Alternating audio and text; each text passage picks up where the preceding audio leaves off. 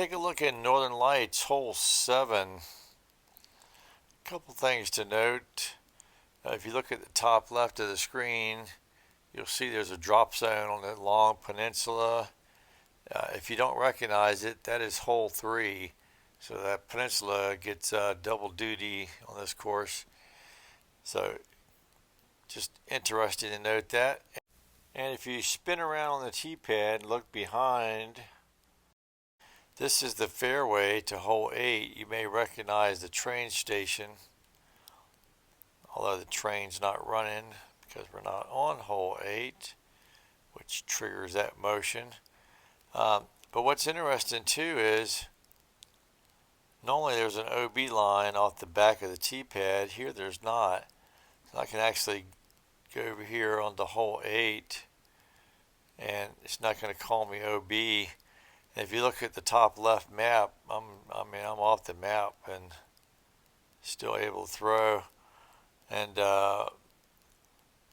so this is not really what you'd call a black ace, obviously, because it's more than one throw, but same kind of thing. The baskets are here and you can throw into them, but everything is solid as a rock. Kind of a weird look, and it's not gonna, you're not completing the hole, obviously. But if you look over here, this is hole 9. So that's what it looks like without any structures. The basket is visible. You can make it out somewhere back there. And up the hill is hole 1. The tee for hole 1 is somewhere up about here. So yeah, anyway, just thought it was kind of interesting. You can explore the area without going OB if you want to do that. But back to regular play here on hole 7. Alright, so there is an eagle play, but it really needs a 2 or 3 tailwind out of the left. Just about any other wind is going to be a birdie play.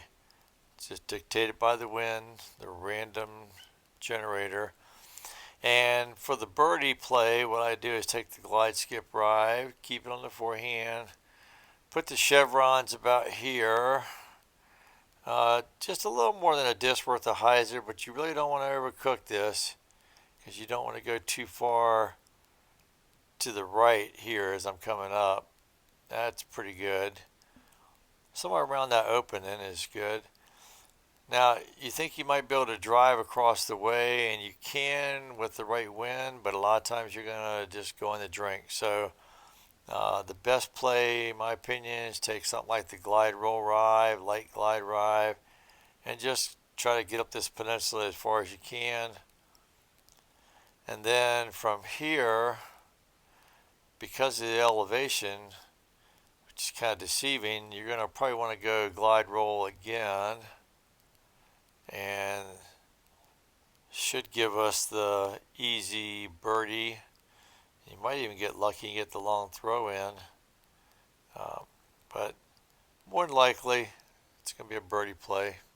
Now if you get a 2 or 3 tailwind out of the left, you can put chevrons between these 2 trees, backhand with a bunch of anhyzer, and if you're lucky you can skip over to this peninsula. Now, it is a moderate to high risk there. You might end up in the drink also. But if you get there, obviously, it's a very easy eagle look. So there is another play if you have the favorable tailwind out of the left. And I didn't originate this, but there was a lefty on the page said this is his standard play. It seems more like a fun shot to me, but I don't know. I guess if you got it dialed in. So anyway, the deal is you spin around on the tee pad, switch to backhand. I'm going to use the glide, skip, ride, and the play is to get on top of this hill that's behind us to the right. It's a little tricky, but we were successful there. And then you can use probably a couple different discs, but I like the turn glide for this. Uh, it keeps it from dive bombing to the left here, and got a really nice look at the eagle. So I don't know, it's an option. Check it out, see what you think. So anyway, yeah, that's it for Northern Lights hole 7. Hope you learned something, and we'll see you around the valley.